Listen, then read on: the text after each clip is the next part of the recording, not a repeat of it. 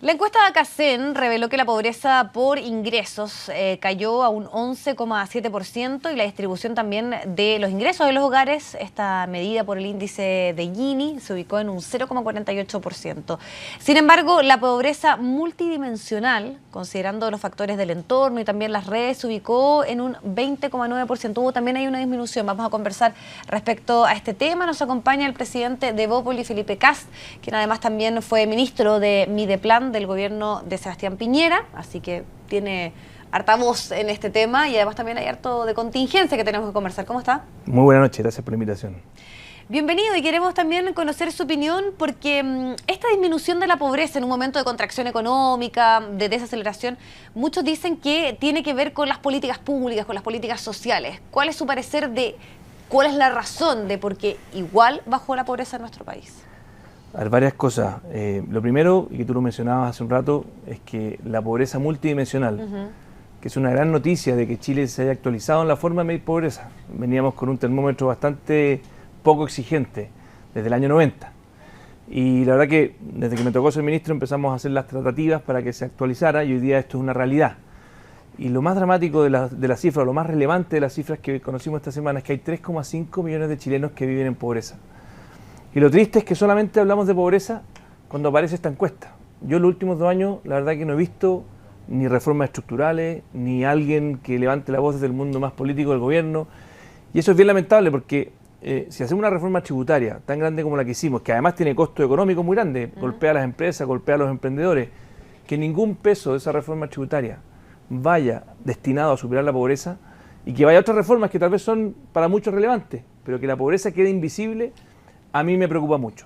Y sobre la causalidad que tú me preguntas de qué es lo que hay detrás, la verdad las cosas es que es muy temprano para saberlo. Lo que sí es muy poco riguroso lo que ha dicho el ministro Barraza de decir que son las reformas, toda vez que no hay ninguna reforma que esté destinada a la pobreza. Esto probablemente tiene que ver con esta inercia que hay en Chile de generación de empleo. Acuérdate, igual se generan al año 100.000 empleos. Antes se generaban 250.000, pero todavía estamos generando como país 100.000 empleos al año.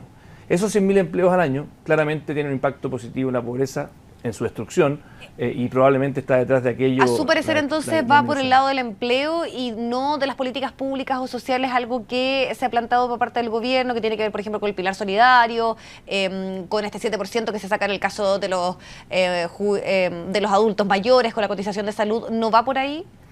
A ver, todo ayuda. Lo cierto es que el 85% de los estudios que tenemos disponibles, de Dante Contreras, uno de ellos, un economista muy descatado de la Universidad de Chile, es que el 85% de la destrucción de la pobreza histórica, desde cuando teníamos 43% en el año 87 hasta el día de hoy, se debe a la creación de empleo y salarios. Las políticas sociales, desgraciadamente, han tenido muy poco impacto. Nosotros creamos, cuando yo fui ministro, un programa muy importante que se llamó Ingreso Ético Familiar, que probablemente también esté detrás de esta disminución de la pobreza, pero tampoco tenemos estudios muy fidedignos. Conocemos algunos estudios del ingreso ético familiar que muestran que es positivo, pero la verdad que la causalidad hay que tener mucho cuidado, porque si no estamos vendiendo un poco ilusiones y atribuyéndonos como políticos cosas que a veces no son. Diputado, se destacó, eso sí, bastante el tema de esta medición de la pobreza multidimensional, de que incorpora finalmente ítems que son bien actuales y contingentes respecto a cómo hay que hacer una medición que vaya un poquito más allá del tema de los ingresos propiamente tal. ¿Cuál es su parecer usted respecto a esta modificación que fue tan destacada, podríamos decirlo, pero que ahí también muestra que cerca de un 20% de nuestro país está bajo esa línea? Bueno, como le decía al principio, yo creo que es una tremenda noticia que estemos hoy día con otro estándar, que es multidimensional. Mira lo que pasa en la región de Atacama. En Atacama, ¿qué es lo que muestra este indicador? Que la pobreza por ingreso es muy baja, pero la pobreza por cuando metemos vivienda, cuando metemos salud, cuando metemos educación, sube mucho. O sea, se diferencia mucho. Entonces, este indicador multidimensional es muy bueno. De hecho, como le insisto, cuando estaba en el Ministerio de Desarrollo Social, lo empujé con mucha fuerza. Por suerte, este gobierno también lo tomó. Y aquí son políticas de Estado que le hacen muy bien a Chile. Ahora, la verdad es que hoy día no hay mucho que celebrar, toda vez que con este indicador, como le decía hace un rato, tenemos 3,5 millones de chilenos en pobreza y tenemos 600.000 chilenos viviendo en extrema pobreza. Eso es muchos niños. Eso, la verdad que a mí me preocupa cuando de la pobreza hacemos una celebración, dado que la verdad es que hoy día el drama de los niños que viven en pobreza es tremendo. Hoy día es casi el doble la tasa de pobreza en los niños que en los adultos. Por lo tanto, eso significa que las futuras generaciones estamos sembrando desigualdad. Estamos sembrando de alguna manera un ciclo donde la cuna marca tu destino. Y eso creo que es lo que nosotros hemos dicho. Ojalá, me encantaría que los niños estuvieran primero en la fila, y desgraciadamente muchas de las reformas van a priorizar otras prioridades que pueden ser importantes para algunos, pero los niños muchas veces más vulnerables quedan invisibles, y ya hemos visto lo que ha pasado con el Sename en el último mes. El tema, usted también ahí algo esboza que tiene que ver con la desigualdad y cómo vamos construyendo un país que lo que busca, podríamos decir, los últimos años, y que es el gran desafío, es finalmente avanzar también en la desigualdad en nuestro país, que exista una condición en la cual, independiente de donde uno provenga, tenga las mismas oportunidades o no esté determinado por la educación, la salud que recibe, finalmente cómo va a progresar. En esta materia seguimos nosotros teniendo ahí una cifra bien deficiente, sobre todo si hacemos una comparación con los otros países de la OCDE. ¿Cómo avanzar en ese ítem? Sobre todo en un momento de contracción, muchos dicen que hay que precisamente darle ahí un cierto énfasis al tema económico, pero también muchos en algún momento fueron súper críticos de eso, de que el crecimiento no era necesariamente sinónimo de mayor igualdad en un país. Claramente el crecimiento no es la fuente de mayor igualdad. El crecimiento genera más oportunidades, genera más crecimiento. De hecho, el crecimiento en Chile ha hecho que los ingresos en general se aumenten, pero sin disminuir la desigualdad. Pero hay una forma de pegarle a la desigualdad muy fuerte, y depende de la teoría de justicia que tú tengas. Por lo menos desde Bópoli, yo como presidente de este partido, tenemos una teoría de justicia de que una sociedad es justa cuando tú logras que haya igualdad en los niños. Y por eso es tan importante ver cómo pegarle a la desigualdad. Y la verdad que la gran fuente de desigualdad en Chile se genera en los primeros 7 años. Esto está documentado. Si tú miras la correlación entre los ingresos de los papás, de los padres, y los resultados educacionales, se abren en los primeros 6 años y después se mantienen constantes. Por lo tanto, en la primera infancia. Por lo tanto, si queremos pegarle de verdad un combo a la desigualdad y generar lo que yo llamo igualdad de oportunidades, hay que focalizar los recursos ahí. Desgraciadamente, lo que hizo el gobierno fue justo lo contrario. Priorizó la educación superior. Es muy legítimo que tú la priorices, pero la verdad que es como construir el penthouse sin haber construido el primer piso del edificio. Entonces es muy importante, primero, pegarle, sobre todo, hacer políticas como, por ejemplo, llevar a los mejores profesores de Chile a las escuelas más vulnerables. Ofrecerles un apoyo especial a esos profesores que se sacrifican por ir a esos lugares. Eso sería una política muy efectiva para que Pero no sigue generando una cierta selección, o que me acuerdo yo cuando se hablaba también de estos liceos emblemáticos, destacados, que muchos dicen que aquí finalmente tiene que haber una política más transversal, que sea finalmente hacia todos, mejorar la educación pública, no tal vez con, por ejemplo, seleccionar los mejores profesores y llevarlos a ciertos colegios. No, pero es que esto lo que le digo no es un colegio emblemático, lo que estoy diciendo para pegarle a la desigualdad es llevarlos a los colegios más vulnerables, a los peores colegios. O sea, es al revés, es emparejar la cancha. Es como la antítesis. Ya, pero no alcanzarían para todos los colegios, para toda la educación pública, bueno, a eso me refiero. Por lo mismo, partamos nivelando la cancha donde hay más dolor, donde hay más desigualdad. Entonces, claro, nosotros nos encantaría que todos fueran como el Instituto Nacional, pero partamos, los que están en peor situación, muchos de ellos colegios rurales, llevando ahí a los mejores profesores. Si distribuimos esos así, le vamos a competir incluso a los colegios particulares pagados. Porque hoy día la gran desigualdad que existe es que hay algunos que pueden pagar colegios particulares pagados, la gran mayoría de los chilenos no puede. Y ahí se genera una brecha que después es muy difícil corregir cuando ya somos adultos. Diputado, avancemos también en otro tema. El día de hoy, podríamos decir, el análisis político está en que allá nadie le cabe duda que la campaña presidencial se adelantó y que al parecer las municipales pasaron ahí un poquito a segundo plano. ¿Qué le parece eso a usted? Es una realidad porque en el fondo hay una desesperación en la nueva mayoría de que el gobierno se quedó sin relato. Muchas de las promesas que hicieron en campaña finalmente no se cumplieron. Se prometió gratuidad en la educación superior y al final eso fue una cosa que no se dio, fue como su emblema. Muchas de las reformas estructurales tienen hoy día más rechazo que aprobación, y es una realidad. Hoy día tenemos una sed dentro de la izquierda, y para qué decir dentro de Chile Vamos, de buscar liderazgos nuevos, de ojalá enmendar el rumbo.